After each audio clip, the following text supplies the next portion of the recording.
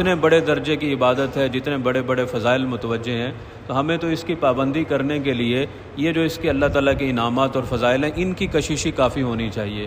یہ تو بہت ہی بد نصیبی کی بات ہے کہ ایک ایمان والا ہو اور اس کو باقاعدہ ڈرانا پڑے کہ اگر یہ فلاں نیکی کا کام نہیں کرو گے تو یہ نقصان ہوگا۔ نہیں، تو اس لیے ہمیں کوشش کرنی چاہیے کہ ساری نمازوں کے اوپر تو عمومی طور پر، اور یہ جو فجر اور عصر ہے، اسی طرح عشاء ہے، یہ بہت خاص وقت کی نمازیں ہیں، اس کے علاوہ بے شمار فضائل ہیں، اور انہی نمازوں کی محافظت سے جب جتنی نماز بہتر ہوتی چلی جائے گی، اتنا ہی باقی دین محفوظ ہوتا چلا جائے گا، اتنا ہی باقی دین بہتر ہوتا چلا جائے گا۔ حضرت سیدنا عمر فاروق رضی اللہ تعالیٰ عنہ کتنے بہترین قسم کے ایڈمنسٹریٹر ہیں اس اعتبار سے بھی اگر دیکھا جائے، اور خلیفہ راشد ہیں، اور آپ کو جب خلافت ملی تو آپ نے جو گورنر اور مختلف علاقوں کے جو ذمہ دار بنائے ہوئے تھے، ان میں سے بہت ساری شخصیات بڑے بڑے صحابہ ہیں،